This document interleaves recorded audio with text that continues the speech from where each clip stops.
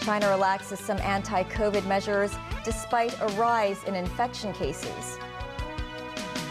Hong Kong faces the prospect of negative economic growth. Police have arrested 5 people in connection with Mirror concert accident.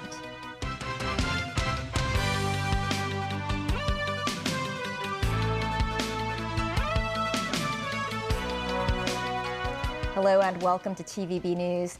The mainland single-day COVID tally topped 10,000 today for the first time in more than 6 months. Still, China is relaxing quarantine periods for inbound international travelers to 5 days. This as part of a series of newly eased COVID restrictions. In tandem with the mainland, Macau authorities say the enclave will further loosen its curbs, with details to be announced in 1 to 2 days. Jackie Lin has more. One more step towards dialing back some of the world's strictest COVID measures on the mainland. They include an end to the circuit breaker. That means flights will no longer be suspended even if they brought in a certain number of COVID-infected passengers, a mechanism that caused frequent flight cancellations. Inbound travelers will need just 1 negative PCR test result from within 48 hours before boarding instead of 2. Centralized quarantine periods for travelers from abroad and close contacts of COVID patients have been reduced from 7 to 5 days. PCR tests have to be taken on days 1, 2, 3, and 5. That's followed by 3 further days of home isolation, which will become more stringent. People are recommended to stay in a single room and take PCR tests for 2 days during the home isolation period. Before they receive a clean bill of health, family members living under the same roof as them are barred from heading out too. Also, no more tracing efforts for secondary contacts, who are the close contacts of close contacts. COVID risk levels for different districts have been streamlined to just high and low, eliminating the medium category in a bid to minimize the number of people coming under control measures. The easing of the curbs comes 1 day after President Xi Jinping led his new Politburo Standing Committee in the meeting that set sights on minimizing pandemic-induced disruptions to the economy. Chen Yong, a Hong Kong deputy to the National People's Congress, applauded the move, saying that could help talks over quarantine-free cross-border travel between Hong Kong and the mainland. President of the Chinese Manufacturers Association of Hong Kong, Alan Shi, said it could point to the start of China's gradual reopening and help facilitate business trips to the mainland. Jackie Lin, TVB News. The new measures came while the pandemic remains a challenge to the mainland. New COVID-19 infections reached 10,535 cases across the mainland. In neighboring Guangdong province, strict measures have been implemented to control the spread of the virus. Timothy Lee reports. Guangdong province reported more than 3,000 new infections today. In Haizhu district of Guangzhou City, anti-pandemic restrictions have been extended. Only 1 person from each household is allowed to go out for necessities each day. This morning, supermarkets were full of people, but food had almost been sold out. This woman said there is still some rice, noodles, and eggs, but vegetables are all sold out. This man said he thinks Haiju's situation may last until January. Wet markets were closed from midnight. But some vendors are selling their goods on the streets. Prices are higher than before, as vendors said they cannot replenish the goods due to the shutdown. In addition to buses and underground trains, taxis and ride-hailing services have been suspended. But some residents are driving their own vehicles. All kindergartens and schools canceled in-person classes. Other provinces in China also experienced a surge in COVID cases. Henan reported 3,000 new cases, mainly in Zhengzhou City. Inner Mongolia logged 1,211 new cases, Chongqing logged 783 cases, and Beijing logged 118 cases. Timothy Lee, TVB News. The city reported 5,599 new COVID cases, slightly fewer than yesterday. Infections were reported in 14 care homes. 725 infections were reported from 490 schools. 8 classes in kindergartens and schools have been suspended. As for mutant strains, 4 more cases with the XBB variant and 1 with the BQ1.1 variant were reported. 10 COVID patients died, bringing the city's death toll in the fifth wave of the pandemic to 10,298. 98, rather. The government downgraded the city's full-year economic growth forecast for this year to a contraction of 3.2%. That is notably worse than its previous estimate of between 0.5% shrinkage and 0.5% expansion.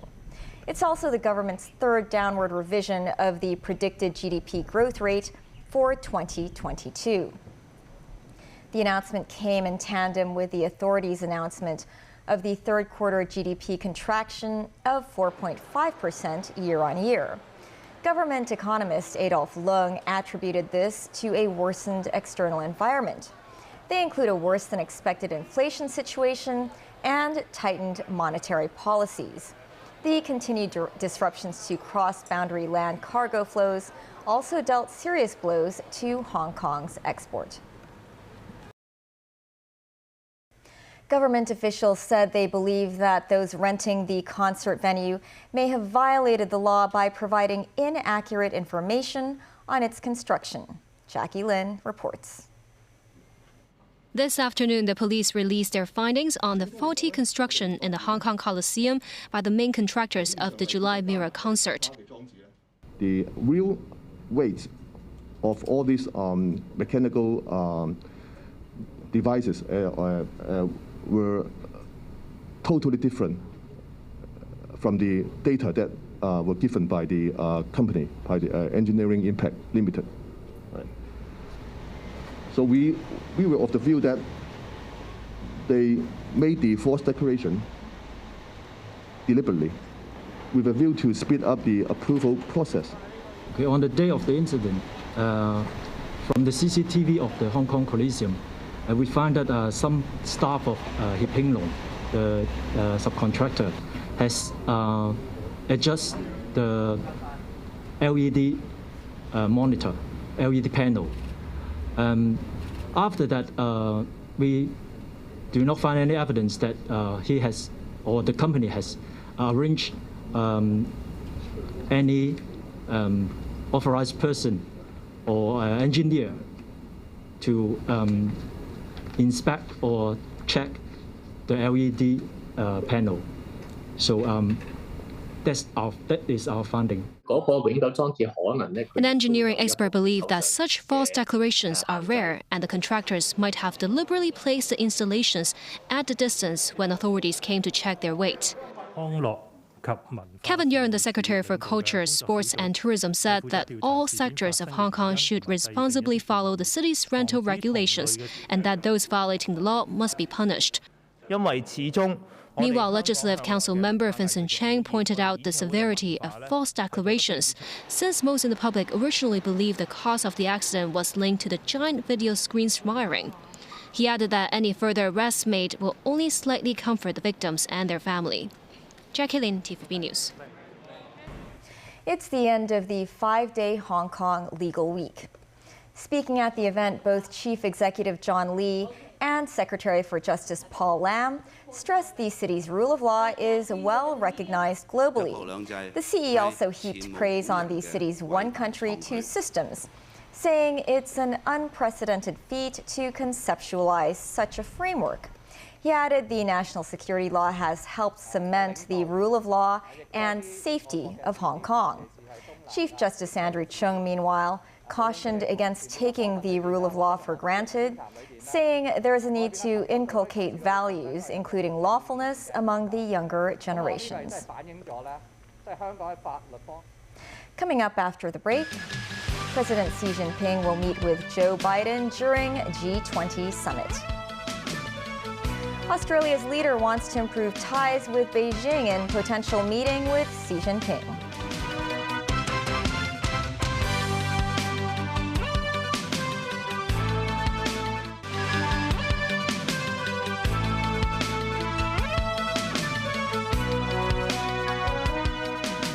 Welcome back to TVB News. President Xi Jinping will meet U.S. President Joe Biden on the sidelines of next week's Group of 20 summit in Bali, Indonesia. It will be the first in-person meeting between the leaders of the world's two biggest economies since Biden became U.S. president in January 2021. Daniel Rao tells us more. Chinese officials had been working with the White House over the past several weeks to arrange the meeting between President Xi Jinping and U.S. President Joe Biden. It will be the first in-person meeting between the leaders since Biden became U.S. president in January 2021. The talks will also take place just weeks after President Xi secured a third five-year term as the Chinese Communist Party leader during the party's National Congress. President Xi and Biden have held 5 phone or video calls since the latter's inauguration, but last met when Barack Obama was serving as U.S. president. Next week's meeting comes with tensions between Beijing and Washington having intensified in the wake of U.S. House Speaker Nancy Pelosi's visit to Taiwan in August. Pelosi is the highest-ranking elected American official to have visited the island since then-Speaker Newt Gingrich in 1997. President Xi's government has criticized the Biden administration's posture towards Taiwan as undermining China's sovereignty and territorial integrity. President Xi has also suggested that Washington wants to stifle Beijing's economic development. Foreign Ministry spokesperson Zhao Lijian said on Thursday that China was looking for win-win cooperation with the U.S., while reiterating Beijing's concerns about the U.S. stance on Taiwan. On Wednesday, U.S. President Biden told reporters that he intended to discuss a range of topics with President Xi, including the growing tensions between Washington and Beijing over Taiwan. What I want to do with him when we talk is lay out what kind of each of our red lines are, understand what he believes to be in the critical national interests of China, what I know to be the critical interests of the United States, and determine whether or not they conflict with one another. And if they do, how to resolve it and how to work it out. However, a senior U.S. official said a joint statement or specific agreements following the meeting are unlikely. Daniel Rao, TVB News. Australian Prime Minister Anthony Albanese could also meet with President Xi Jinping at the G20 summit. Albanese said he would ask President Xi to lift billions of dollars in trade barriers if the two leaders meet. There have been issues with the relationship. We have some $20 billion of economic sanctions against Australia, but that is not in Australia's interest in terms of our jobs and the economy, but it's also not in China's interest. Albanese is keen to reset his country's relationship with China after Australia's previous government saw their relationship plummet. Southeast Asian leaders met with Chinese Premier Li Keqiang today at the ASEAN summit in the Cambodian capital of Phnom Penh. During the meeting, Li said Beijing and the bloc jointly promoted the signing and implementation of the Regional Comprehensive Economic Partnership, and in the process jointly built the world's largest free trade zone. Li said that through openness and linkage, the prospects for cooperation between China and ASEAN will be very broad. Commenting on South China Sea disputes, Li said negotiations are underway for a code of conduct and that China will take care of concerns of all parties, but also resolutely safeguard and promote international law. In the COP27 Global Climate Summit in Egypt, Pakistan, a country which suffered from serious flooding earlier this year, said it will not be satisfied unless UN Climate Summit negotiators unlock emergency cash for the country to rebuild after the floods. What goes on in Pakistan won't stay in Pakistan. The dystopia has already come to our doorsteps, right? It's on my doorstep. And I am able to build a buffer around my house. Others are not. It is still, the water still came right through my roof. Sherry Rahman, the Pakistan's climate change minister, lamented climate diplomacy cannot meet the needs of a country struggling to recover from climate-fueled flooding that caused more than $30 billion in economic losses. And staying on the subject of climate, in the U.S., Florida was battered by the first hurricane in November to hit the state since 1985. Tracy Furness has more. Hurricane Nicole slammed into Florida's East Coast Thursday with a brew of heavy rain and fierce winds. It sent multiple homes collapsing into the Atlantic Ocean and damaged many more, including hotels and a row of high-rise condominiums which were badly damaged.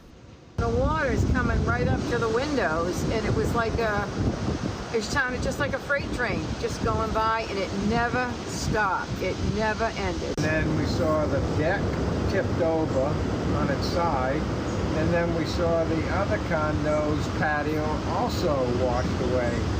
So we were very concerned that it was going to wash us away. The storm caused at least 2 deaths. A man and a woman were electrocuted when they touched downed power lines in Orlando. The brunt of the damage was along the East Coast north of Vero Beach in Daytona Beach.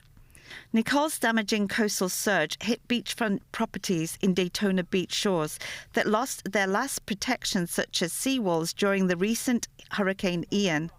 Hurricane Ian hit the Gulf Coast just 2 months ago, killing more than 130 people and destroying thousands of homes. Nicole was sprawling, covering almost the entire state of Florida. It also reached into Georgia and the Carolinas. Nicole is the first November hurricane to hit Florida since 1985 and only the third since record-keeping began in 1853. Nicole is expected to dump lots of rain over a large area of the southeastern United States in the next few days. Flash and urban flooding are possible as the rain spreads into the eastern Ohio Valley, Mid-Atlantic and New England through Saturday. Tracy Furness, TVB News. Back to the city and more on the Mirror concert accident. Government officials said they believe those renting the concert venue may have violated the law by providing inaccurate information on its construction. Jackie Lynn reports. This afternoon, the police released their findings on the faulty construction in the Hong Kong Coliseum by the main contractors of the July Mirror concert. The real weight of all these mechanical devices were totally different from the data that were given by the company, by the Engineering Impact Limited. Right.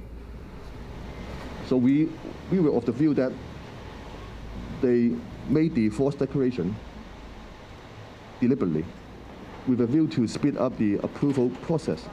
Okay, on the day of the incident, from the CCTV of the Hong Kong Coliseum, we find that some staff of Xi Jinping, the subcontractor, has adjusted the LED monitor, LED panel.